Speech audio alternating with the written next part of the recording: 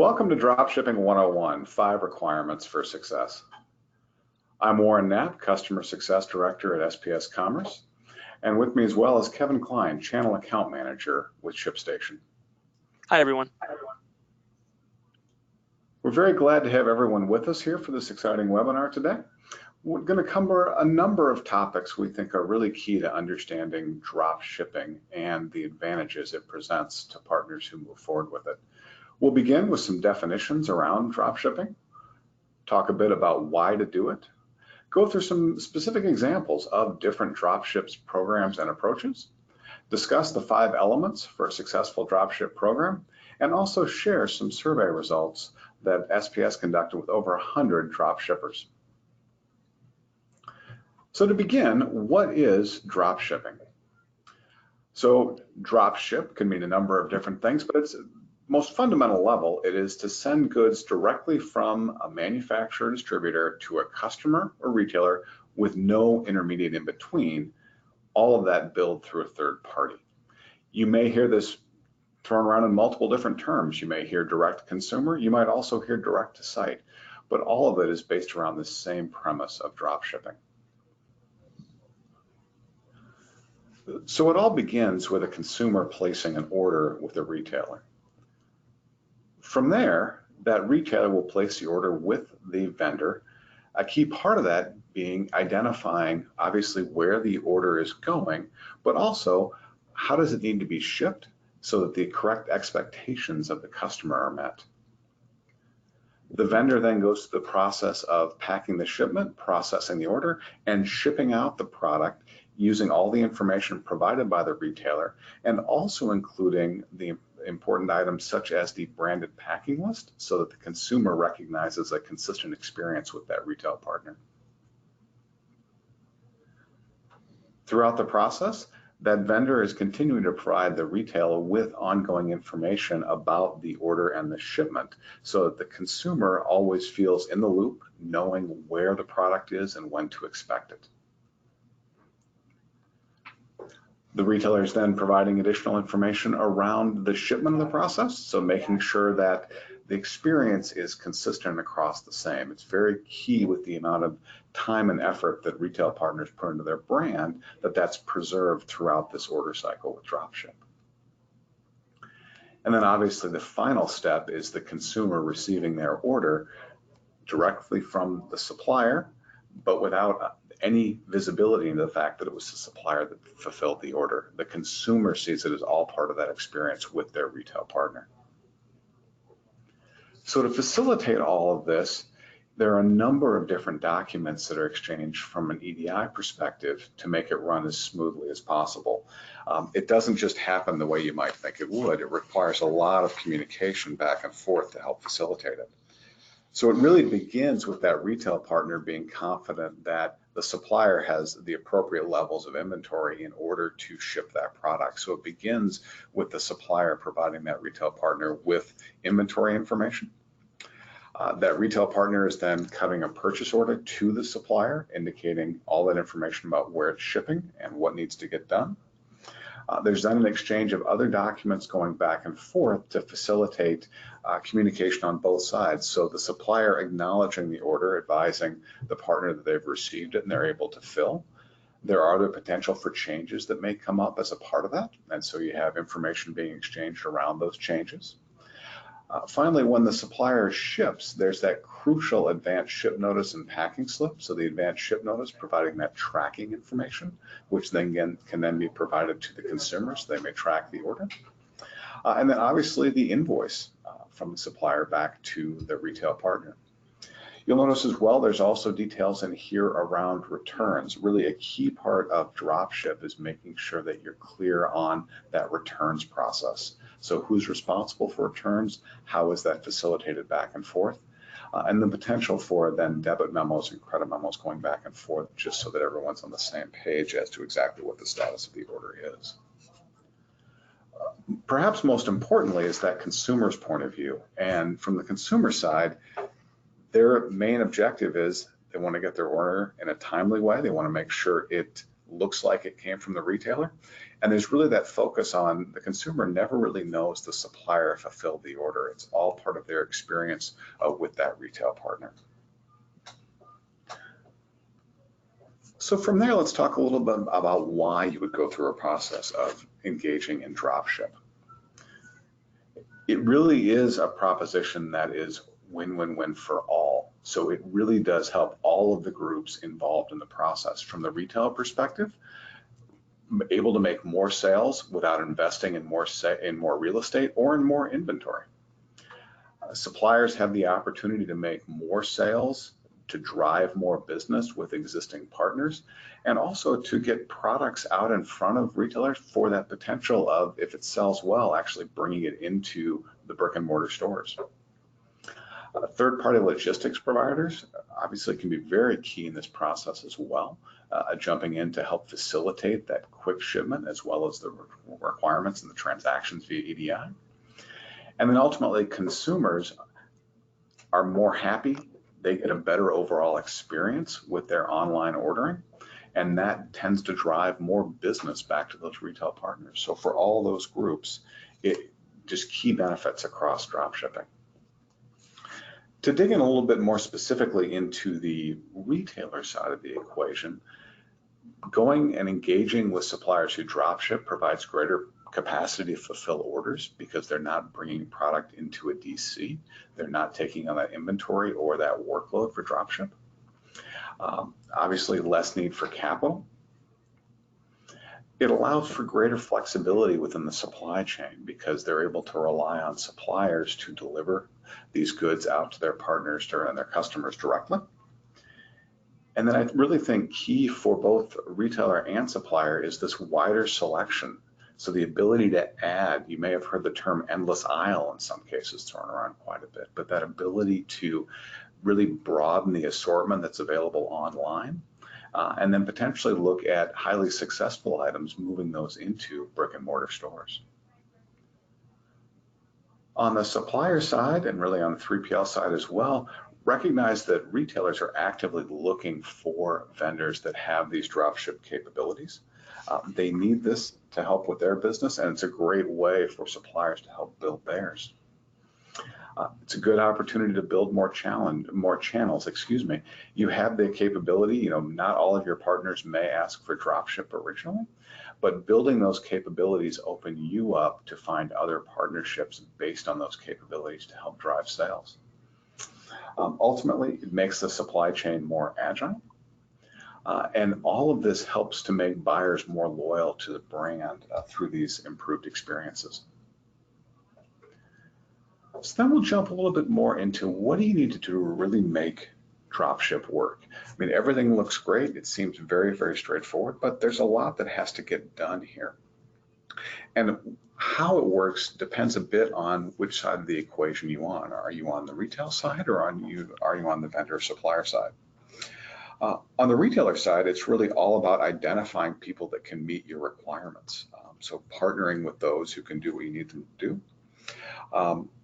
On the supplier side, it's really about building the capabilities with that long-term vision towards driving sales because you now have a competitive advantage based on your dropship capabilities. So we'd like to go through 3 different dropship examples really based on the evolution that tends to occur with dropship as it matures. So it really tends to start with folks in that learn as they go mode, which is starting small, understanding that you don't have to automate necessarily everything right away, but you have to be agile and ready to scale your operations quickly. So starting small, focusing on what do we have to do to scale and what are the bare minimum things we need to do to help eliminate manual entry and to move things along more effectively.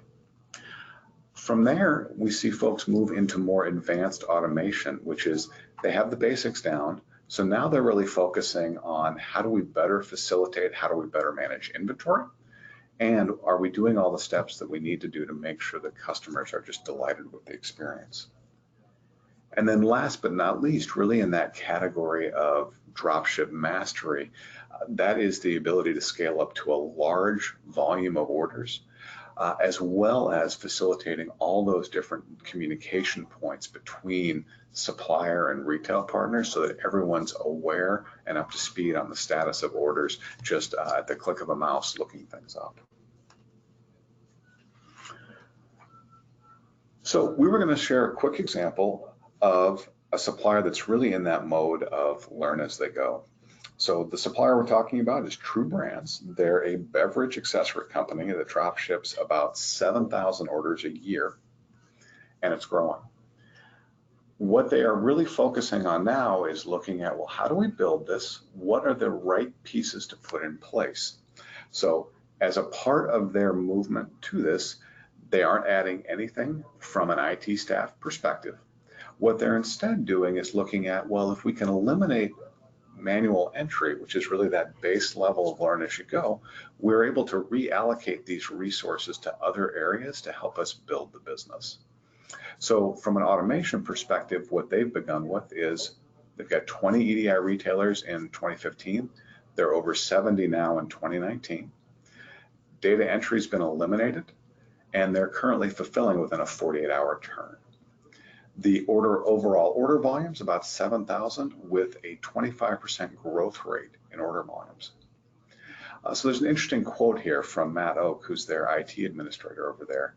And I'll just read it here, which is, for dropship, we are learning as we go. This is a high maintenance model that requires branded packing slips, return documents, tracking numbers and invoices, blind packaging, and more. The labeling and documentation for these shipments are all done automatically. So from there, we'll look at someone who is a bit further along in the overall process, and that is Vaxel Lighting. Vaxel is a company that does lighting products. At this time, they've scaled to a point where 55% of their business is dropship. From a staffing perspective, they've completed that reallocation that we talked about of customer support folks. And what they're working on is the automation now is all around the shipping. And the next step is looking at how do they automate from an inventory perspective to provide that on an automated basis. To provide some context around their volume, currently at 85,000 dropship orders annually with a 20% annual growth rate in volume. And again, nice quote here from Tim over there at Vaxel on where they are. Our advances haven't gone unnoticed by our retail customers. They recently honored us with an A+ grade for dropship compliance and supply chain excellence. It's all thanks to the efficiencies delivered within our integrated solution. This is something that we hear a lot, is building those integrations, building those automations, really help you to focus on what you need to do to sell more product, to get more out the door, and to provide a solid experience for your partners and their customers. Lastly, we're going to move on to a supplier that's really in that category of dropship mastery. So currently, SIM Supply is an industrial and MRO distributor. Currently, 60% of their business is dropship. They've done all of that without adding additional staff. And from an automation perspective, they've eliminated faxed orders. They've built out the automation so they have visibility across multiple warehouses to help facilitate shipping the right product from the right place. They've completed all of the work in terms of handling branding and private labeling on their own. And their order volumes are 360,000 EDI transactions annually. And they're able to engage not only with retail partners, but also with marketplaces to help build their business. So as you can see, we talked about expanding your sales channel. These are some of the ways you can do it as you get more mature within your dropship environment and as you can build things out.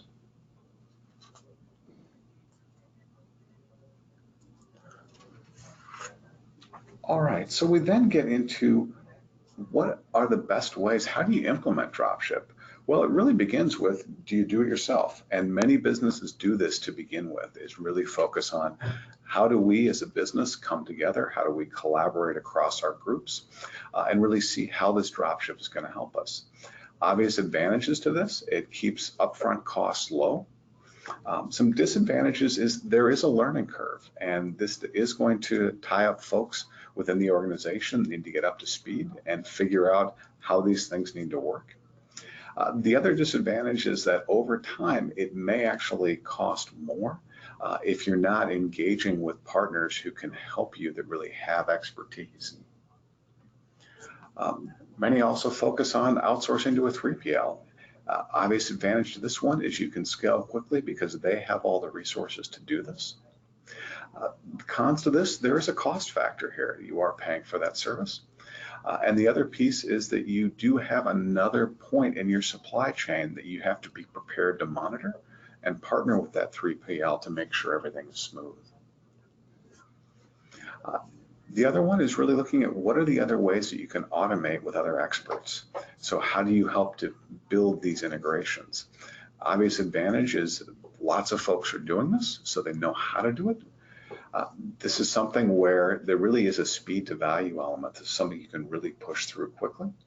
And it's something that with automation in place, it really allows you to scale just fundamentally much more quickly as you build your business. The disadvantage of this is, again, there are some fees associated with, so it's crucial to work through that process of understanding what are the costs if you do it yourself, how can you best leverage the resources and dollars that you have so that you're spending them effectively to build your business. So really to a key theme here, what are the 5 elements for a successful dropship program? So when done correctly, really the steps are, number 1, do you have the agreements in place with your partners? Drop shipping is unique, so you have to make sure that you have all of the capabilities in place, and also that's just agreement on the part of both the supplier and the retailer to move forward with drop shipping. The second element is the item information. Are all of the pieces in place so that you can exchange information effectively? You know, product and item information is probably the most important one. Is it clear on exactly what the product looks like, what the packing requirements are? Does it all make sense so that that can be effectively drop shipped? Other things to keep in mind is, are all of the terms and things worked out so that both sides are ready to exchange and drop ship and you are fully loaded and ready to go to make it easy? Third, are all the processes and systems in place to facilitate communication and the exchange of data? EDI is a great way to do this. In some cases, retailers offer portals for drop shippers to communicate through, but it's really key to think through how are you facilitating that exchange of information in a way that is automated and efficient. Obviously, how are you tracking the performance of it? So knowing what are the rates for the perfect order, what are the details around on-time shipping? How are you tracking returns? How are you making sure that if you see blips in any one of those areas, you're able to adapt to it? So it's key that you have performance and tracking metrics in place so that you're monitoring the program so that it continues to build success for you. And then really a key piece of this is the whole process grows. If you look at the 3 examples we gave you of those companies, each one of them, as you go through, you have to refine and evolve based on whether it's new requirements, additional partners. So throughout this, you have to recognize that there's a level of complexity here that gets built in. So you have to be prepared for that. And really key to that is looking at how are you engaging the right partners so that as you build complexity, you've got the right people in place so that you can scale, that you're not building one-offs, and that you're setting yourselves up for that long-term success within dropship. So with that, I'd like to turn it to Kevin to talk a bit about how ShipStation helps partners to really build that scale and to improve their overall dropship logistics. And so thank you so much. Some really great points there. You know, for those of in our audience that may not be familiar with ShipStation, ShipStation is a web-based platform that that aggregates e-commerce selling channels across multiple areas in e-commerce. Could be marketplaces, could be web stores, and I think a lot of the reasons that that our customers are interested in drop shipping is because a lot of the same benefits that they get from ShipStation in regards to e-commerce are very relevant to the points that have been made previously. So, the way that customers utilize ShipStation to perform drop shipping is pretty similar to the way that they incorporate them with commerce. So, I know that that point was mentioned here earlier about how do you get started here, and I think that we serve sort of two audiences that you were speaking about earlier. The first is the do-it-yourselfer who wants to get started, who may have found success with a product online and maybe a marketplace like an Amazon or an eBay, or maybe they found some success on their web store, and I think they are starting to look for more selling channels, more places, more eyeballs to put those products. And as you mentioned earlier, a lot of retailers are looking for those products as well because their success is probably not gone unnoticed in some of those e-commerce channels. I mean, they're seeing the rankings of a particular product on Amazon or anywhere online, quite frankly. And so they often get approached by those retailers to sell those products on their sites. And the first question they get is, how do we go about doing that? And I think that we found that partnering up with SPS to provide sort of the EDI logistics behind the communication with the end user has been really key. So looking kind of at the customer journey and how it would work with ShipStation in this slide is that the customer would essentially place the order on a retailer's site.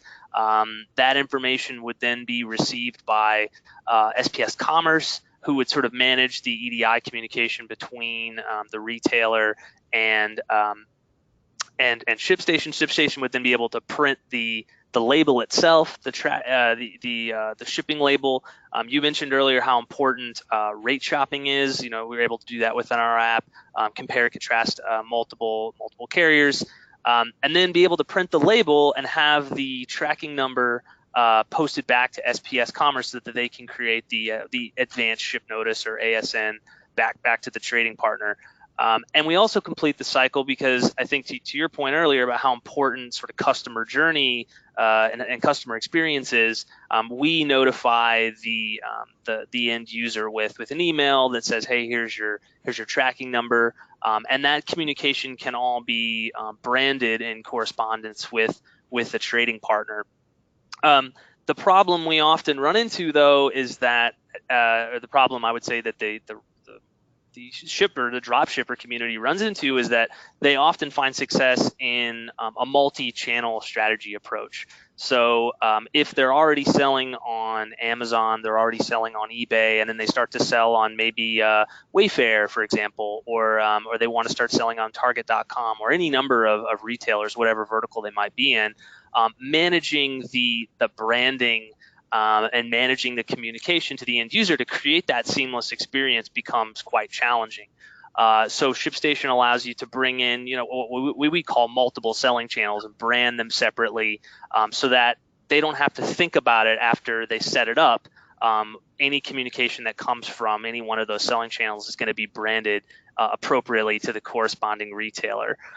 So our users often find that they add, multiple selling channels, multiple retailers, so that they can scale up and take a more multi-channel approach, in addition to taking, multi-channel approach to e-commerce selling channels. So together they find that, maybe they start to see dropship pick up as a bigger part of their business. And then, as to your point, where they became sort of the master, where it becomes a majority of their business, but they can still maintain their selling channels across all of sort of the e-commerce landscape.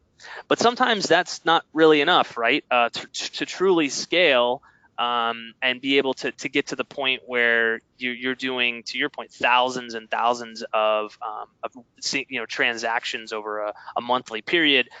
They really need some tools that allow them to sort of automate a lot of the processes around fulfillment. So one of the most common one we see is just the ability to automate notifications to the end user. Probably the most important thing we see is the idea of keeping a seamless experience, of keeping keeping the customer in the loop, if you will, the end user. So you can automate notification preferences within ShipStation that create a much better experience. I mean, even take that a step further where it's more of a branded experience around tracking. So we have this concept of a branded tracking page within ShipStation that really makes it simple.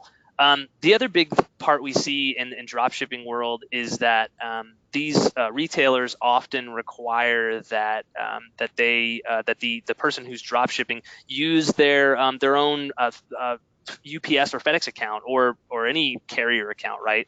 And they require that if you're going to print a label, it needs to be printed on one of those retailers' accounts. So that process can be automated within ShipStation as well. You can even automate it by retailer. Some retailers say, hey, you can use your own FedEx account or UPS account. Some others require that they use theirs. So you can sort of segment those within ShipStation and make that process simple. And obviously getting the notifications back at scale. So there's a concept within ShipStation that allows people to print thousands and thousands of labels within one click. So regardless of whether or not you're getting orders from, let's say 10, 15 different retail partners, you can use ShipStation to manage that process with the least amount of clicks possible. I think the automation engine is really what allows a lot of dropshippers to get to the point where they're doing, hundreds of thousands of orders a month. In addition, the branding component is often a challenge for the do it themselves or the self doers, as well as the ones who may find that a 3PL is ineffective from a cost perspective. Oftentimes, and in almost all cases, these dropships are what they call blind, so they have to correspond back to the appropriate brand. So ShipStation again sort of helps you manage the branding without having to think about it. So when you print an invoice, or it's going to correspond back to the retailer's brand, you can take that retailer's logo and upload it into ShipStation, and any order that comes from that selling channel is going to correspond back to the appropriate brand. And I'll pass it back. It sounds like we have some survey results to go over. Thanks, Kevin. I really liked a couple of points you made there about the least amount of clicks possible. I just think that's such a great point about, how easy it can be, and the pieces that ShipStation offers around brand management, I just see as incredibly powerful. So that's wonderful. Yeah, thank you. Yeah, to transition a bit, so we've talked a bit about key elements of a dropship program, certainly have shown, I think, the value of automation in the process. I think there's some great tools here from ShipStation just to help folks build and scale with it. But I think there's that component of understanding, well, what are really the tangible proof that dropshipping will help me build the business? And so what SPS had done was to do a survey of companies engaging in dropship just to understand a bit more about how it's being used and what do they see in results. So we'd like to share some of those results with you this afternoon. So the first one is that we started by looking at, when did you first ship your first dropship order from a retailer? And if you look at the percentages here, 57% of them, the first one was done more than 3 years ago. So this is something that if you're not doing it now, it is coming. It's something that retailers are absolutely looking for. And it's something where your level of experience and your capabilities are really something to help set you apart. Another one that I think is really interesting is, how long after signing the agreements with a retailer did you get your first dropship order?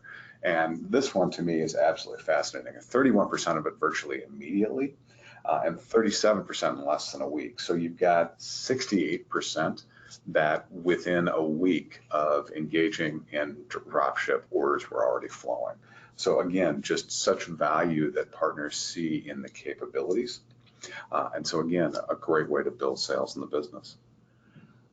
Another interesting data point is looking at what type of retailer actually sent you that first dropship order.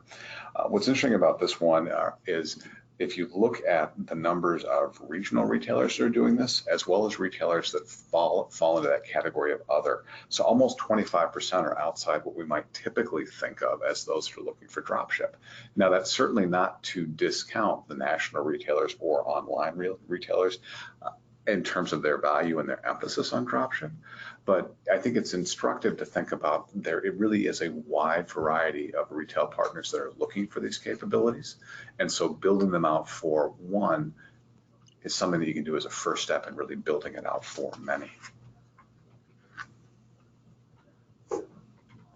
So then really digging into that, how does it build up in terms of sales? We asked the question around what percentage of sales are direct-to-consumer sales. So about 10% it was 100%, which was interesting. And you see the other ones here. 17 were at 75%, 50 were at 28%. So if you think about it, over half of the respondents to the survey are seeing over half of their orders as dropship or direct-to-consumer orders. So in those cases, think about that impact to the business. That's a lot of volume, a great way to build up the sales. So shifting gears a bit, so you can see retailers, when they engage, they want to do it quickly. It's a wide variety of retail partners that are doing dropship. There is a distinct uptick in sales as a part of it. So then we asked some questions around what did companies do in terms of preparing for it. So the specific question was, what did you do? In some cases, about 24%, no preparation at all. We then have categories around partnering with a 3PL, secured additional space, signed on with a small parcel carrier, hired additional staff, used a retailer's portal to receive orders, and then deployed EDI.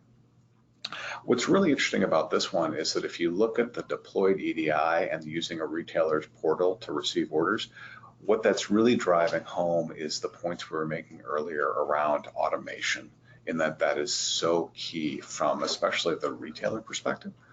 So it's key as you think through how to move forward with dropship that you're looking at how are you going to make sure that you can handle things as in a most automated fashion as possible. Yeah, it's fascinating. The 12% on 3PLs. We often see a lot of people approaching us from having done business with a 3PL, and I think to your point earlier about it sort of becoming cost prohibitive, I think that in the dropship scenario, sometimes margins can be a little tight, and people are looking for ways to maximize profits around dropship. And the 3PL model tends to obviously cut into that, so they're looking for another solution where they can use their own, maybe use some software like ShipStation to sort of manage that process around fulfillment and correspondence back to consumers. And I'm not surprised that they deployed EDI because I'd say all the customers we have are using some sort of form of EDI because that's how we communicate with those retail partners. That's such a great point, Kevin, about margin pressures. Yep. The automation is just so crucial in making sure all of this functions effectively, and it's really about spending the dollars in the right place. That makes sense. Yeah. So we did ask the question about what was the most troublesome part about the initial stages of engaging with partners on direct-to-consumer. So interestingly enough, that top of the list was the challenge of providing retail partners with frequent inventory updates.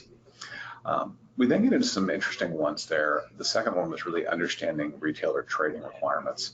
And I think this is really important. I think this also fits with so much of the value that ShipStation can bring with the branding pieces, is understanding that retail partners have different points of integration and automation, and you've got to be prepared for those. You also have to be prepared for handling all of their brand requirements.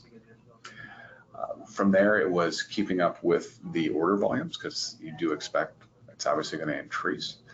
Managing returns. We hear a lot, even with retail partners that we work with, around that challenge of determining how to manage returns. Retraining staff, so it's a new model, new business processes, and then managing changes to shipping codes and locations. Interesting, securing a 3PL, I think, Kevin, this fits in nicely with the point that you were just making. Just not much of a factor here. So I wonder if to some degree that there is that recognition that we want to figure out how to do this ourselves and what are the tools that we can do to be self-sufficient.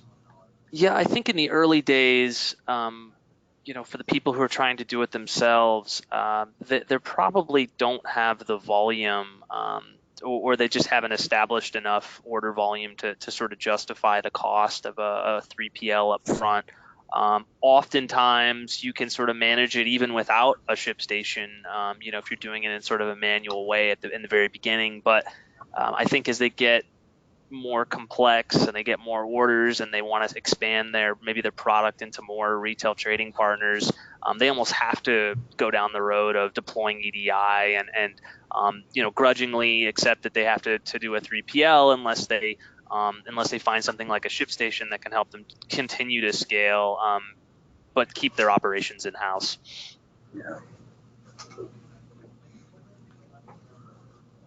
All right, so speaking of the scale piece, we did ask a question as well around really what triggered your company to look at automating the fulfillment operations. And almost half of it was all around anticipated growth. Right behind it was signed on or added a partner with complex requirements. So again, looking at how can you leverage tools and outside experts to make that as smooth as possible.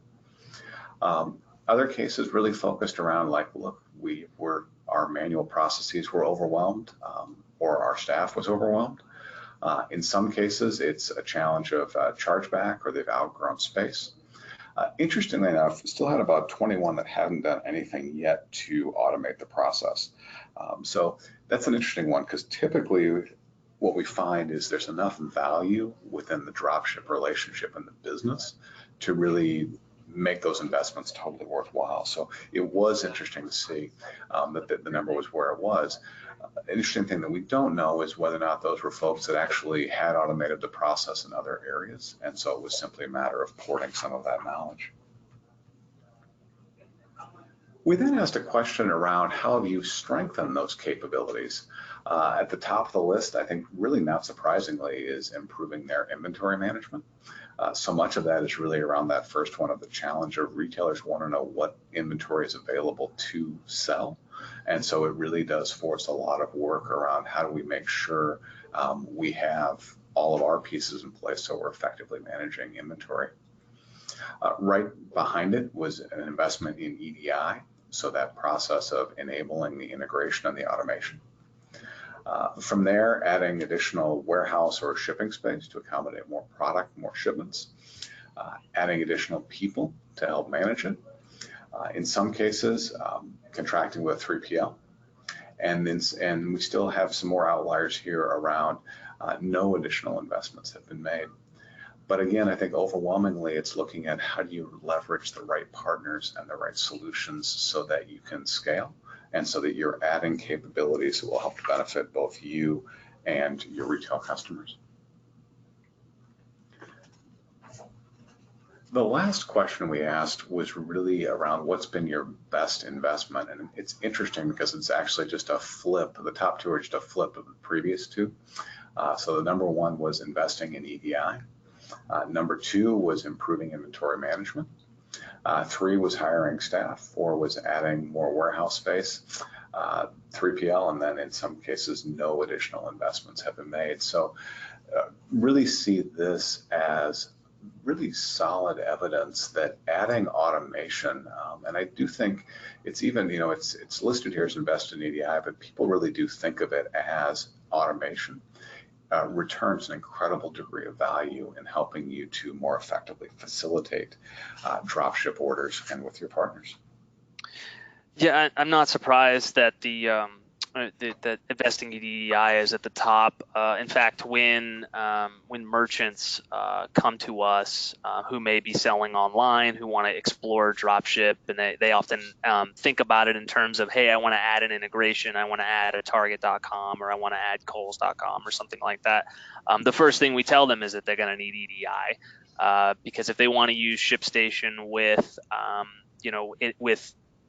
with one of those trading partners in the same way that they're using ShipStation with like an Amazon, Seller Central, or something like that, they almost always will need EDI, because trying to manage that from a manual process pretty much defeats the point of automating the advanced ship notice.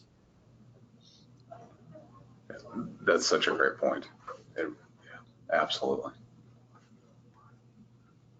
All right, so we've shared a lot of information here.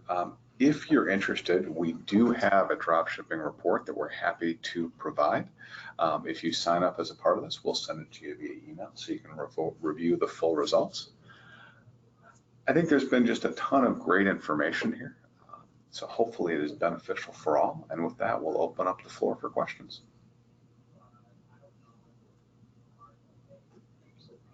So again, thanks for your time today. If you do have any questions, please feel free to reach out via phone or email here, and we look forward to answering those questions. Kevin, thank you so much for joining us. Just great information. I'll look forward to seeing some of the questions that come through as a part of that. And again, everyone, thanks so much for the time. Thank you so much. Pleasure to be here.